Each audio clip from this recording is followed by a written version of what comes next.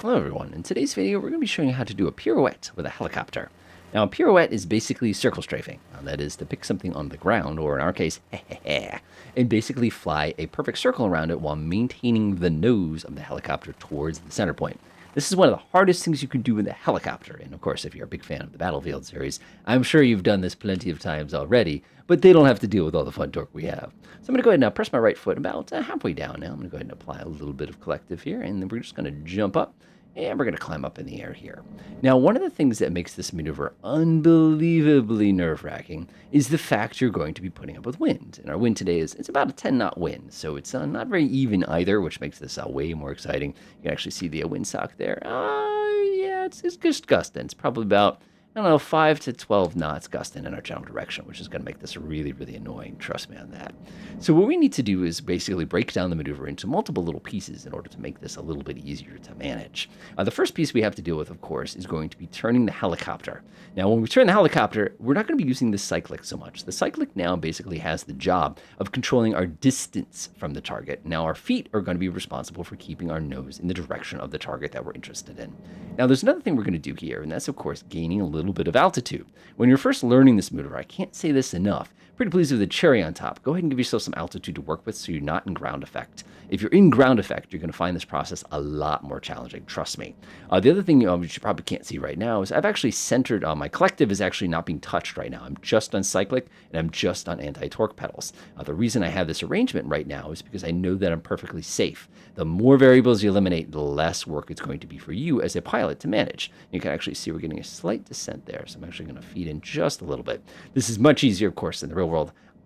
You have a nice collective stick that comes out of the ground. For me, I have a throttle, and it's a little sticky, so it makes this a lot more challenging. So the first skill you're going to want to get used to is turning, and not turning, I should say strafing. So strafing is really obnoxious. If you take a look really carefully, you'll notice my helicopter is actually tilted to the right because of what the wind is doing to us at this particular moment. Now, if I wanted to go to the right, I could go ahead and tilt the cyclic a little bit, and the helicopter is going to get going pretty much right away. And I'm going to basically kind of let it, and I'm just using my anti-torque pedals to go ahead and let us do this nice gentle strafe. Let's go ahead and cancel that out. I'm just going to bring it back to center for a second here. Now, if I leave this neutral, the wind, of course, because of the way our helicopter is rotating and the wind, we're going to gently start pulling itself to the left here, which is what we wanted to do. And you can see we've also initiated an aggressive climb in the process, starting to see why this maneuver is challenging. So the first thing you really want to get the hang of is just moving the helicopter sideways. And now that's a tricky, like I said, a relatively tricky proposition. Now, what I did to make this trickier, of course, is we have a wind that's coming from our side here. If we were facing the wind, this would be a slightly different experience. So let's go ahead and turn us this way, and we'll make our way kind of across the field. I'm sure the people at the tower are not really appreciating what I'm doing at the moment, but they'll forgive me today because they know it's for a good cause. That looks pretty good. Let's go ahead and spin us around. Now the tail is quartering us. Now we've got a crosswind pulling into a quartering wind again. I'm going to go ahead and pull that cyclic pretty hard here because this thing's going to go all over the place when I come out of this turn. And now we're facing into the wind. Go ahead and catch it. There we go, just like that. Now, because we're facing into the wind, it's a little easier, but got to remember we're getting asymmetric loading of our disc above our heads, and we're still basically gliding sideways here. So again, if I want to go ahead and execute that strafe, I'm going to go ahead and just tilt it just a little bit, and you can see without that wind quartering us and weather vaning us, it gives you a very, very different kind of impression as you turn. You actually can see here when I'm going this way, the helicopter descends rather than climbs. Nobody said this was going to be easy, which is why I recommend starting with strafing when you're first learning this maneuver, because it will get you that kind of massive amount of digit and limb coordination that you're going to require for it. All right, let's go ahead and execute the maneuver. So what I'm going to do now is I'm going to come sneak over to the tower. When you do this maneuver, of course, it is much easier to do this into the wind than it is to do across the wind. So I'm just going to kind of bring us up a little bit. Hey, Dave, how's it going? Kind of a thing like that. And I'm just going to get ourselves established in a pretty smooth hover. And again, I don't want to get too close to this target. When you do these in the real world, of course, your targets vary in size. This is a very large target. This is going to be a very wide circle, which again, when you're first learning, it makes it much easier to do. So what I'm going to do now is I'm going to go ahead and tilt my helicopter a little bit to the right here. I'm going to pull the nose up. And all we're going to do is just go ahead and feed in just a little bit of a right foot here. And all we're going to do is hold this nice little turn. Again, we're using the anti-torque pedals for the nose. Now we're getting a quartering wind. Okay, watch out. You're going to be pulling into the tailwind. See that how it accelerates? If it starts to accelerate on you, you've got to catch it before it gets too far. There we go. I caught it just in time. Now the wind is behind us. So we're going to pull into the wind. Again, you can see how it pushed us right into that tower. That is not a desirable situation. Again, let that wind push us. We're switching to a crosswind here, just like that. And now we are a side wind. This is a true crosswind. And we're just going to let the crosswind basically carry us into the circle here. There we are. So now as we pull into the wind here, we're going to have to let the nose come forward just a little bit. And we're basically going to have to kind of catch it. There we go. Looking pretty smooth. Again, once you get into the groove, it is not too bad. It is just a matter of relaxing. There we go. Again, don't grip your controller so hard. I guarantee you're doing it right now if you're following along. There's that little middle point where the wind is now facing us. That weather vane effect is no longer nudging us. We have to kind of catch it and fix it. So we're going to go ahead and tip just again.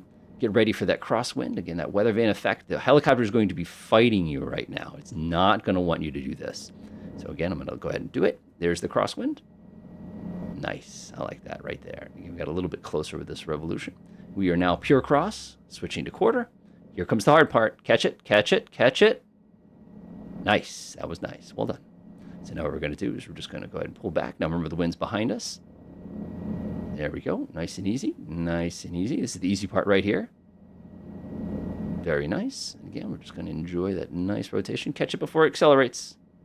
Nice. It's okay if the nose drifts a little bit. This is a tough maneuver. There we are. Now we're a crosswind again.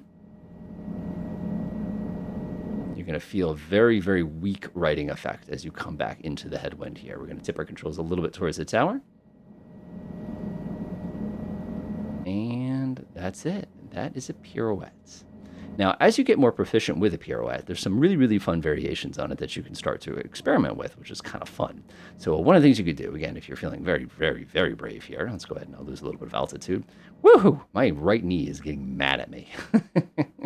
I absolutely have to earn it. These things are very fun to do things like attack helicopters, because attack helicopters super duper duper maneuverable, so it makes it a lot of fun. So once you got comfortable with that, one of the things I recommend doing is bringing yourself down, all the way down to the ground. You know, one of the easiest targets, of course, is doing things like ground vehicles. And the reason ground vehicles are a nice little challenge is they make your circles teeny, teeny, tiny. So if I sneak up on this, I don't know what I want to call that thing. I guess it's a hatchback. It reminds me of like I don't know, a Soul maybe, a Honda Fit. I'm not 100% sure on that particular one. What we can actually do is use little vehicles like this, and we can do the same maneuver. Now, when you're ready to hurt your brain, of course, you can execute the nice reverse direction version of that particular maneuver, going like this, as opposed to like we did over at the tower there. One of the things you have to watch out for when you're at altitudes like this, though, is that rotor and ground effect is very real, and it's going to make your life very, very, very miserable. But again, everybody likes kind of their own variation on the maneuver.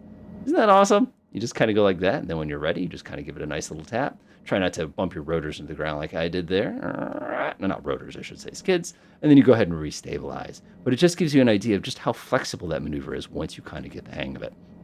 So hopefully this encourages you to give this one. If you think you're getting good at helicopters, stuff like that is, it's going to be what's going to be making you miserable, basically. And I love things like that because it's so hard to do. When you do those things, of course, in a virtual reality, it's a little easier because you kind of have that like peripheral vision's just a little bit simpler kind of a thing like that. And as you can tell, I updated Flight Sim, and I absolutely lost all my buildings. What happened to Hartford? Why are the T-hangers so short?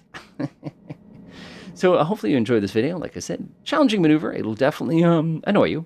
And one of the cool things you'll see, of course, if you poke around on YouTube, is you'll see helicopter videos of people doing things like catching cones and like lifting them up with like the skids and stuff like that. Those are all really, really fun maneuvers. But, it's all about what works for you kind of a thing and what builds that proficiency and confidence. Enjoy.